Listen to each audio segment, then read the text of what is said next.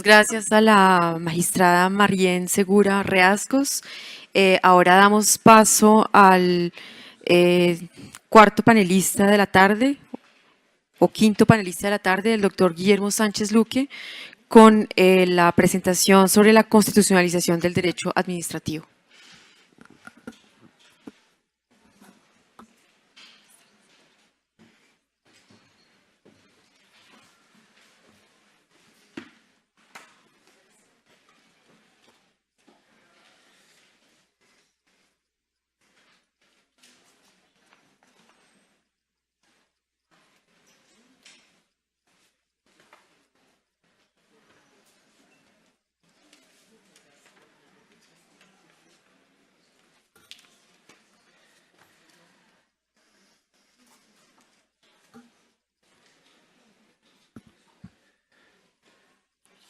Buenas tardes, quiero agradecer a los organizadores de este evento académico tan importante, en especial al profesor Jaime Rodríguez Arana, quien nos honra aquí con su presencia, y al profesor William Zambrano, alma y nervio del Derecho Administrativo del Colegio Mayor de Nuestra Señora del Rosario.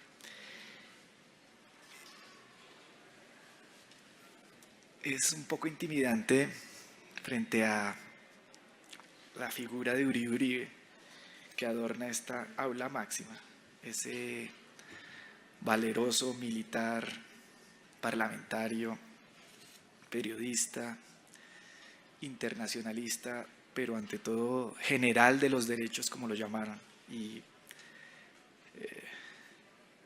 padre de la jurisdicción de lo contencioso administrativo, como que él hace más de un siglo concibió en el Congreso de la República que se convirtiera en realidad la propuesta de don Miguel Antonio Caro, contenida en la Constitución del 86, de crear una jurisdicción especial dedicada a ello y un Consejo de Estado con funciones no solamente consultivas. Voy a hacer una presentación dividida en dos partes. La primera, intentaré demostrar que el derecho administrativo ha sido o ha estado siempre atado al derecho constitucional, tanto en el ámbito de otros países como en Colombia. Y por lo mismo hablar de constitucionalización como una novedad no deja de ser una moda bastante cuestionable. Y en la segunda parte, intentaremos exponer cómo la constitucionalización mal entendida ha desdibujado el derecho administrativo, y nos enfocaremos en el ámbito exclusivo de la reparación de los daños derivados de acciones, omisiones, operaciones administrativas, etcétera, del Estado, en lo que impropiamente se denomina responsabilidad extracontractual. Y al efecto, pues en una primera parte, subparte de esta segunda parte, explicaremos pues lo que se viene diciendo sobre ello, y en una segunda miraremos casos concretos en los que se ven los enormes problemas que se han generado y que si al futuro pueden desencadenar en una inminente contrarreforma constitucional con consecuencias impredecibles en esta materia. Por supuesto que sobra decir que yo no hablo a nombre de ninguna corporación. Creo que es más, podría opinarse lo contrario. No hago a nombre ni en contra de nadie, simplemente formularé mis opiniones a título personal. Varios de ustedes ya me han oído en otros escenarios y por eso me da pena hablar de estos temas. Quiero poner de presente que el tema general del curso yo no lo escogí. Entonces es inevitable hablar de la constitucionalización y prometo no repetirme frente a otros auditorios, en otros momentos que hemos hablado del tema.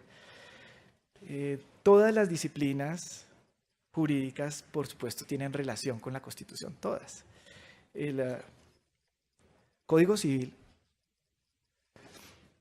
comienza diciendo lo siguiente: el Código Civil comprende las disposiciones legales sustantivas que determinan especialmente los derechos de los particulares, los derechos, sí, palabrita mágica, por razón del estado de las personas, libro primero, de sus bienes, libro segundo, de sus obligaciones, libro tercero, de los contratos, libro cuarto, y acciones civiles. Son muy pocas las acciones civiles a que hace referencia el código. Y el artículo segundo después dice: el presente Código de la Unión reúne las disposiciones de naturaleza expresada en el artículo anterior, sustantivas, que son aplicables a asuntos de competencia del gobierno. Esta es una norma que poco se ha estudiado. Es un tema interesante para quienes creen que el artículo 13 de la Ley 80 revolucionó el ámbito de los contratos estatales, con arreglo a la Constitución. Y luego agrega: y en los civiles comunes de los habitantes de los territorios, con arreglo a la Constitución.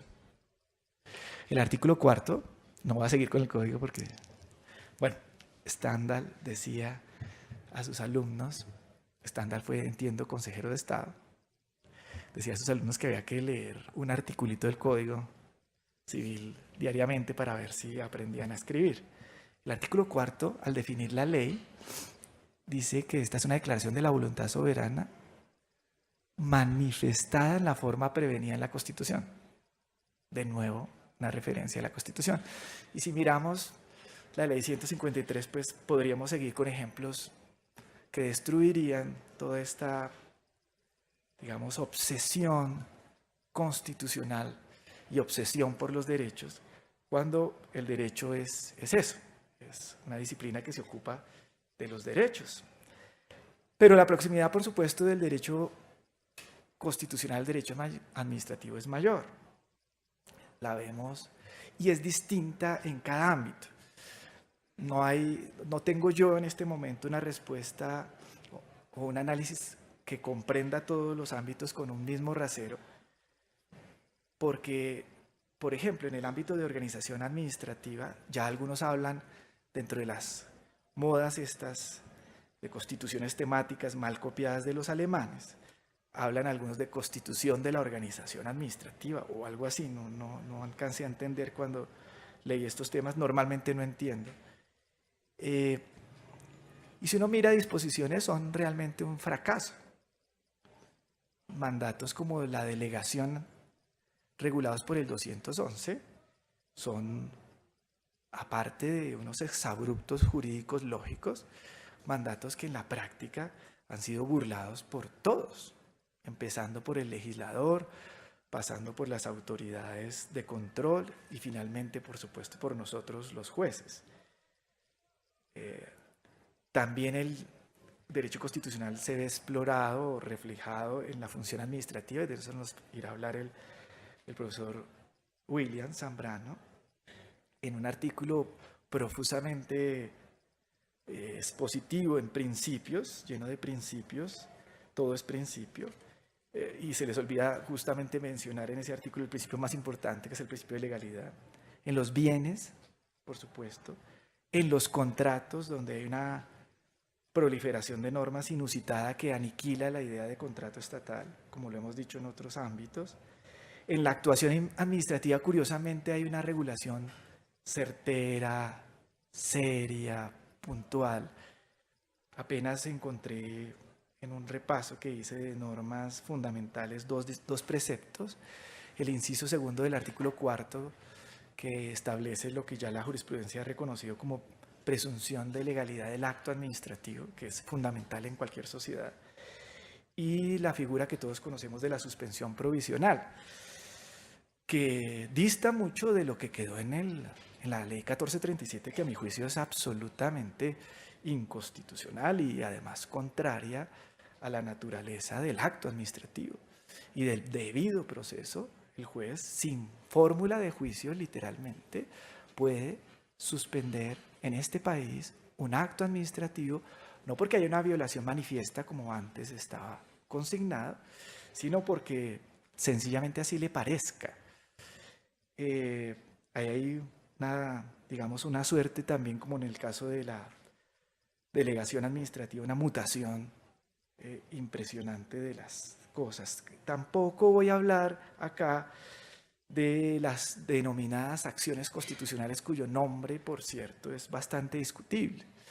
Si miramos en el artículo 89 de la Constitución, todas las acciones judiciales son constitucionales, todas, porque todas tienen un fundamento remoto en la Constitución. Pero aquí en Colombia, en este trópico constitucional, se entiende por acción constitucional aquella que le permite al juez burlar la ley, tomar las medidas que quiera, disfrazar un voluntarismo en una decisión judicial y finalmente adoptar el criterio de justicia individual que bien le plazca.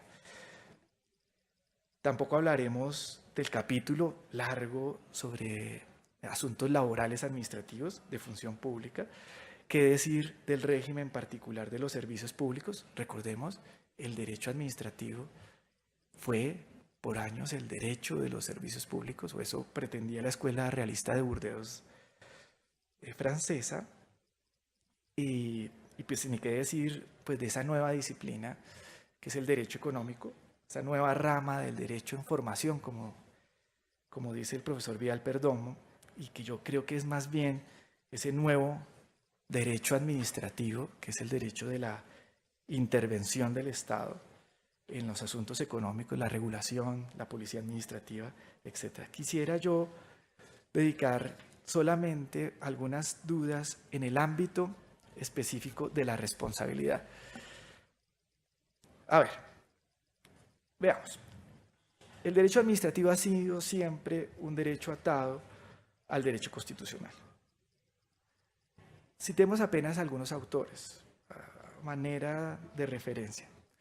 Merck dice en su trabajo histórico que el derecho administrativo se deriva de la Constitución.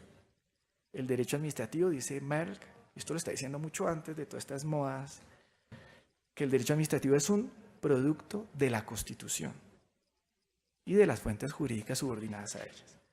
Fiorini, por su parte, afirma que el derecho constitucional se refiere a la esencia y formación de los poderes públicos en cuanto a su estructura y determinación de las funciones jurídicas del Estado, mientras que, agrega, el derecho administrativo se refiere a la dirección, coordinación, ejecución de la organización de esas funciones.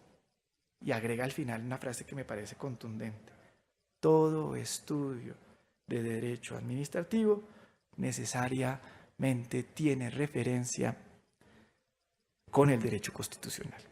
Marienhoff, entre nosotros en el ámbito latinoamericano, afirma en su monumental tratado, en su tomo primero, que la separación entre una y otra disciplina es más artificiosa que real. El derecho constitucional es la parte general y fundamental del derecho público, es el tronco del cual parten las ramas. Esto me recuerda no solo a Lesi, que dice lo mismo, sino al profesor Luis Carlos Achica, que nos recordaba eso en clase, y él agregaba de su cosecha que lo demás no eran sino fruticas. El derecho administrativo, dice Marienhoff, es mire esto tan interesante, es el derecho procesal del derecho constitucional. Es una metáfora, ¿no? Por supuesto. Con lo que quiere expresarse, una vez más, que si la Constitución equivale a la estructura, la administración supone una actividad teleológica, supone, dice él, acción. Derecho administrativo es el derecho de la rama ejecutiva de la acción. Alesi dice algo parecido, que los límites son bastante imprecisos y que hay un tronco común. Sayagüez Lazo dice que el derecho administrativo está en estrecha relación, vinculado con el constitucional, y por eso yo no veo realmente novedad en lo que algunos autores alemanes contemporáneos afirman que con la introducción del Estado Social de Derecho, el derecho administrativo se convirtió en una especie de derecho constitucional concretizado. Toda idea jurídica tiene una idea política detrás. En el contrato social, en el capítulo 3, en el libro 11, en una bella metáfora, Rousseau dice que el poder ejecutivo es el cerebro del Estado, que le da movimiento a las partes. Y luego adelante, en otra metáfora también bella, dice que el poder ejecutivo es la fuerza aplicada a la ley. Derecho constitucional y derecho administrativo, no veo por qué vayan a, digamos, a transformarse esas relaciones por la introducción de la cláusula de Estado social. Distinto, por supuesto, a entender, claro está, que si en un Estado social de derecho el Estado hace más cosas, pues obviamente si hace más, Harold Lasky decía, el Estado es lo que hace, si hace más cosas, por supuesto, más que una constitucionalización del derecho administrativo, yo diría que ahí es una administrativización de las relaciones sociales, porque lo que hay en la práctica es un Estado que se le mete al ser humano en todos sus asuntos. En Colombia, descendiendo solo al ámbito de la responsabilidad extracontractual, quisiera resaltar algunos momentos como importantes.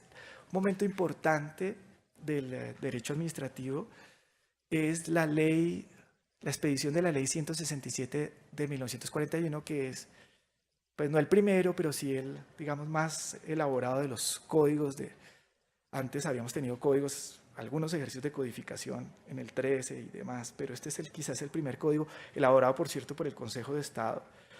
Nada menos que el presidente Tulio Enrique Tascón lo presentó y lo elaboró varios consejeros, entre ellos Miranda, Gaitán, entre otros. En ese código, que tiene unas normas muy bellas y que yo creo que es el mejor código que ha tenido el país, se señalan ya las bases para que muchos años, 23 años después, finalmente lograra emanciparse la jurisdicción administrativa de la jurisdicción ordinaria y lograra hacerse realidad la dualidad de jurisdicciones en 1964, se señala claramente los tipos de medios de control y se explican sus alcances.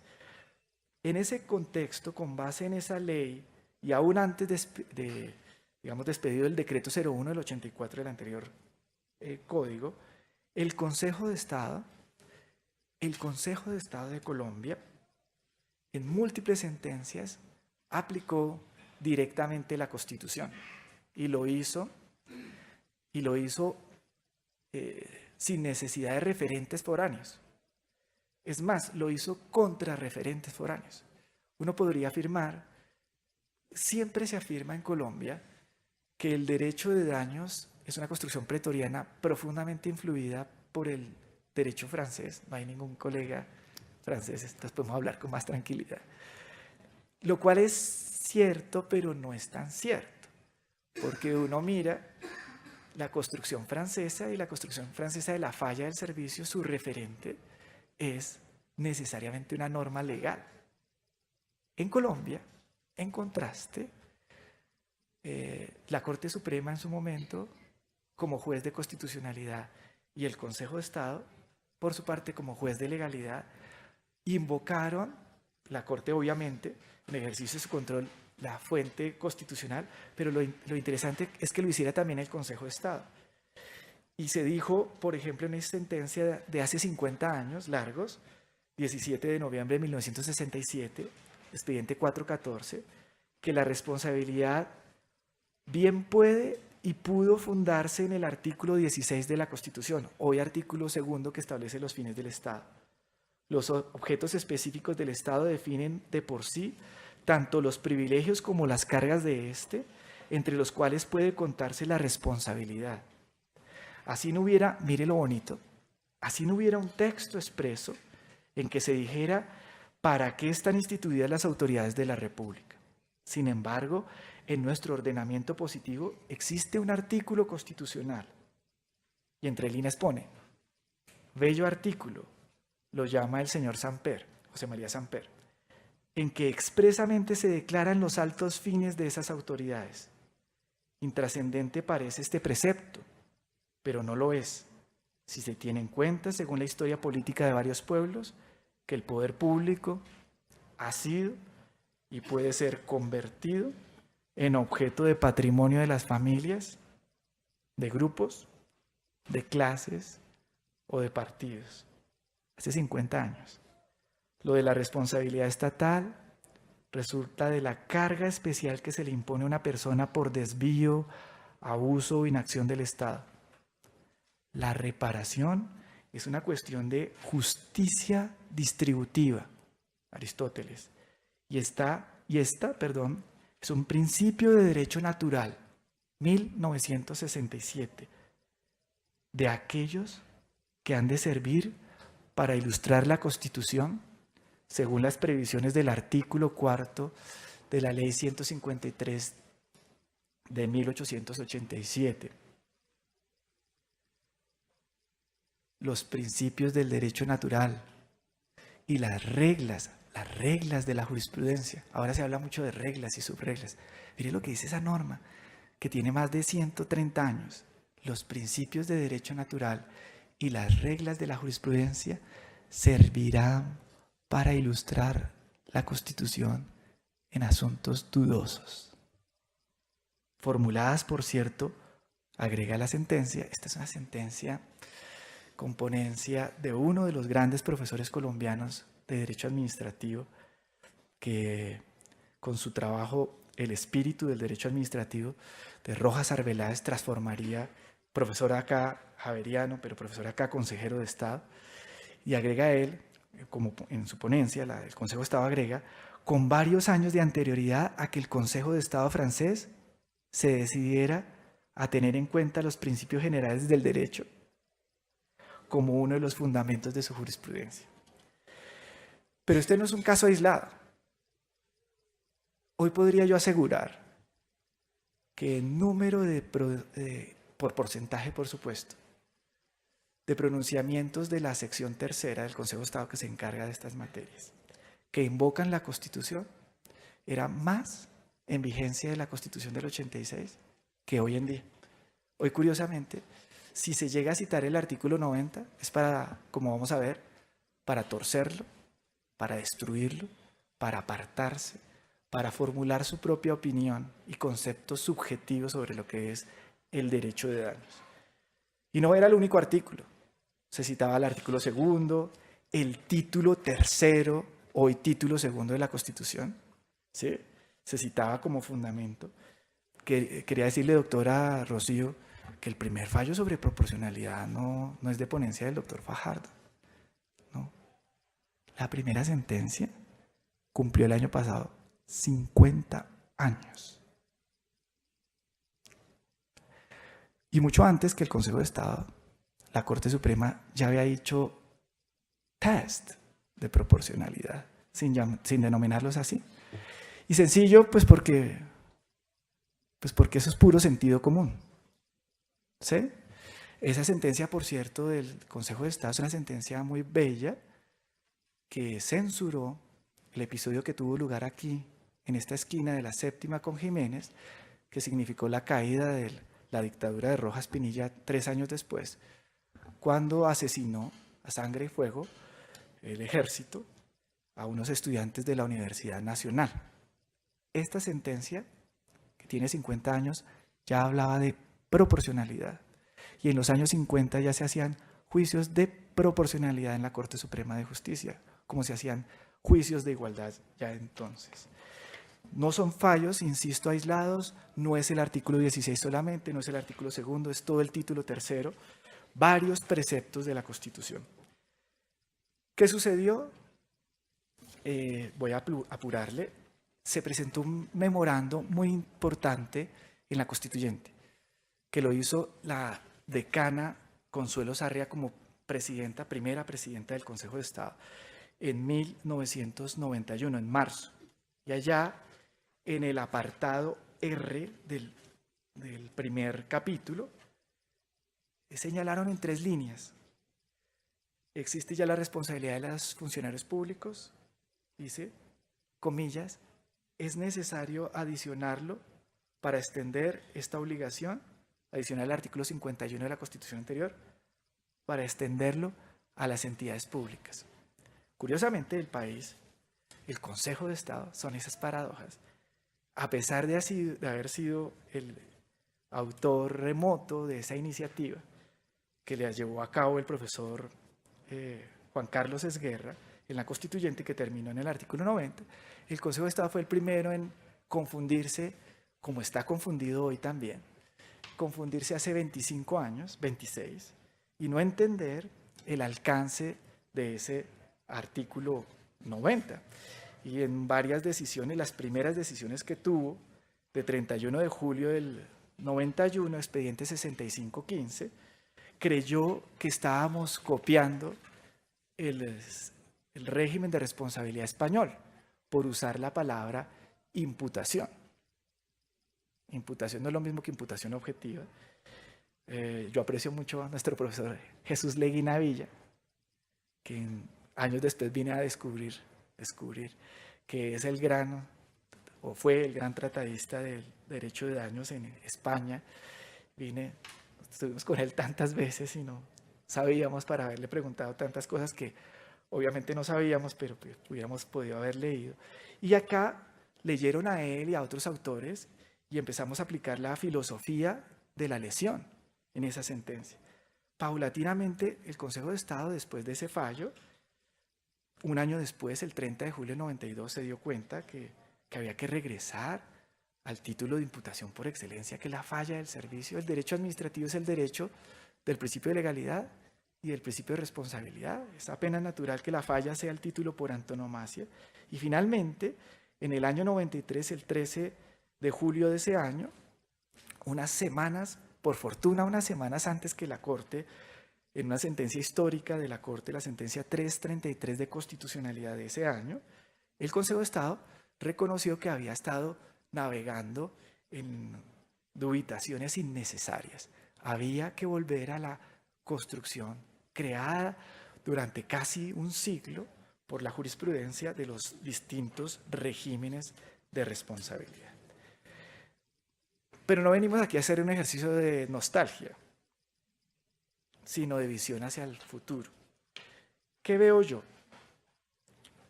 Hay 2 maneras de ver este fenómeno de constitucionalización. Una, la general, que se inscribe en todo este voluntarismo que nos tiene inundados, de jueces que más parecen políticos y no árbitros de controversias. Se dice, por ejemplo, que el 90 cambió todo el espectro de la responsabilidad porque hay una protección efectiva, se dice así, protección efectiva de bienes, vida, honra de los ciudadanos, como si no hubiera habido toda una jurisprudencia con base en el artículo 16. Se habla del cambio de la confianza legítima. ¿Qué es la confianza legítima? La confianza legítima fue un embeleco de Álvaro Gómez, ya entrado en decadencia, que le dio por llevar a la Constitución la regla fundamental de las relaciones jurídico-negociales, que es la buena fe, y que está en el Código Civil, que está en el Código de Comercio, y que es la base, como dice Karl Arens, de toda relación jurídica. 3, principio de legalidad, sin comentarios. 4, derecho de propiedad, sin comentarios. 5, derechos adquiridos. Y en cuanto a la reparación integral se agrega que es desarrollo de los principios de dignidad humana. Eso se cree que es novedoso, ¿no? Pareciera que no se han leído las cartas de San Pablo, los Hechos de los Apóstoles. El principio de solidaridad, bastante peligroso, ajeno al ámbito del juez. Los jueces no somos formuladores de políticas públicas.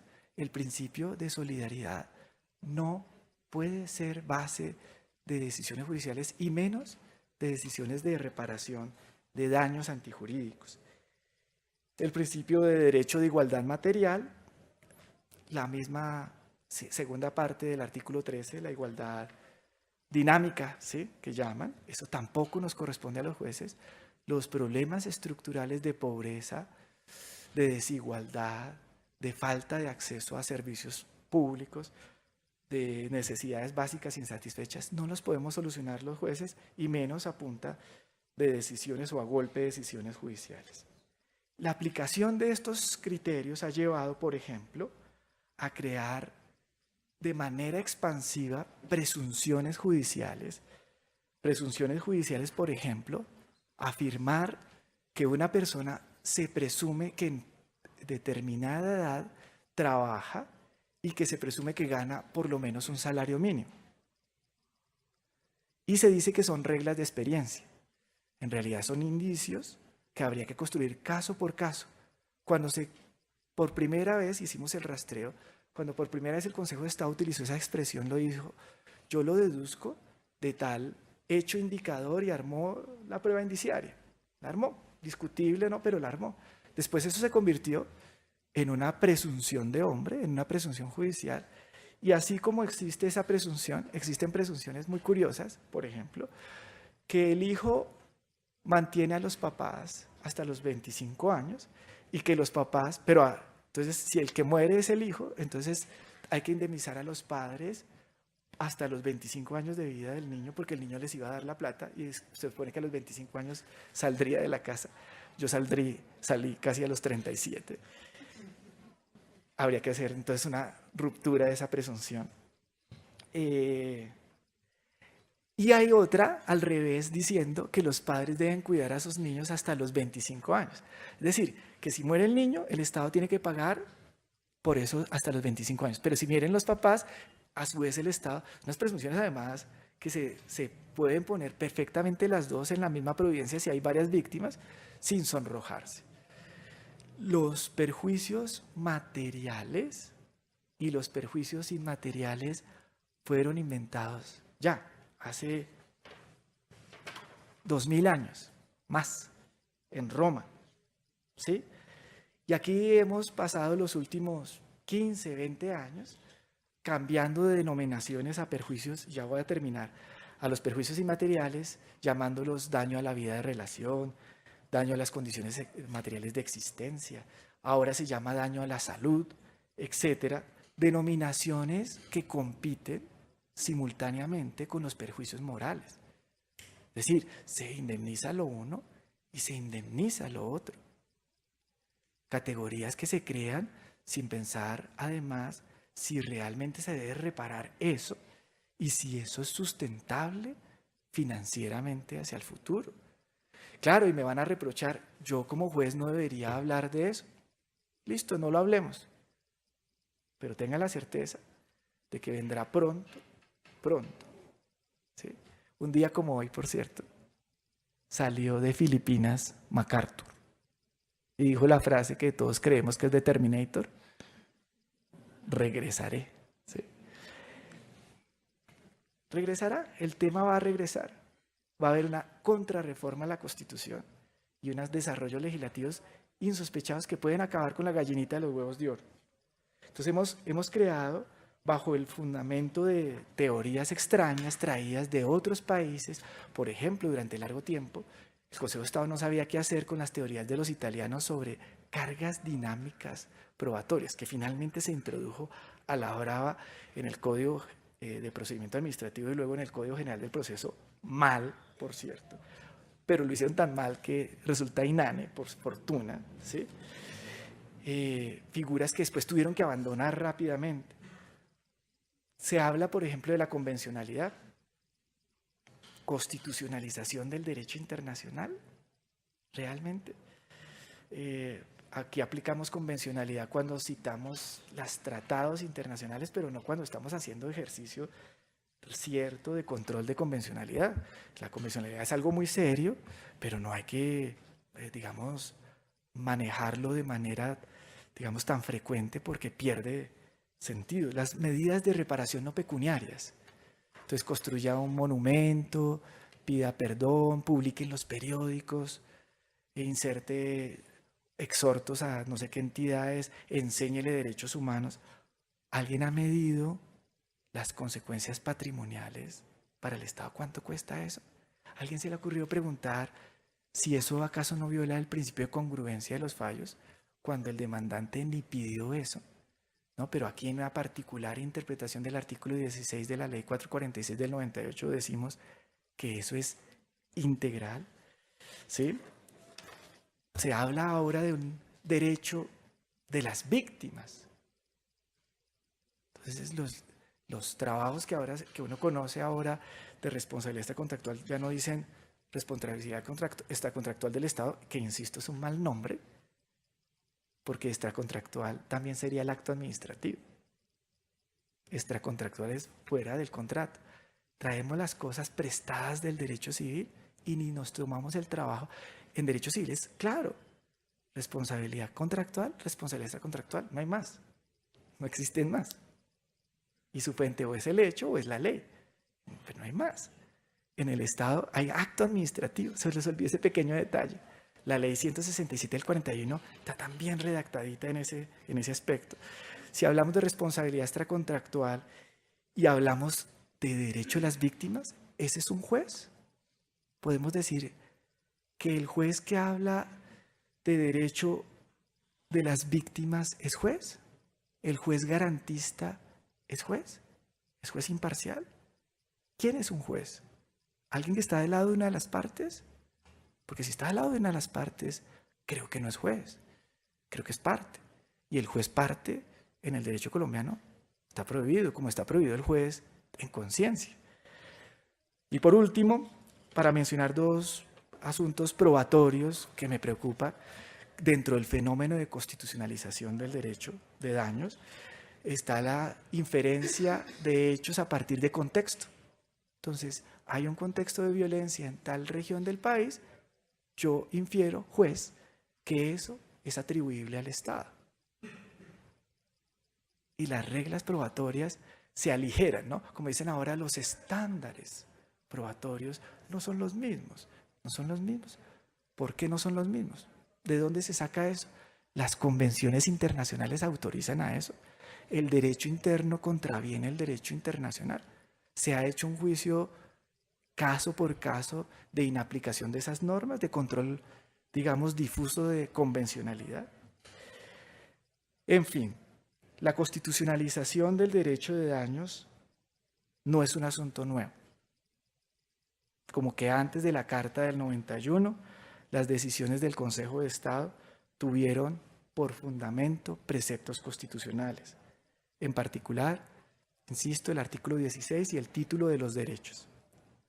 Cuidadosa construcción jurisprudencial que en todo caso, en momento alguno, supuso la erosión de otros ámbitos del derecho y en particular de las categorías generales del derecho de daño y las especiales y particulares del derecho administrativo.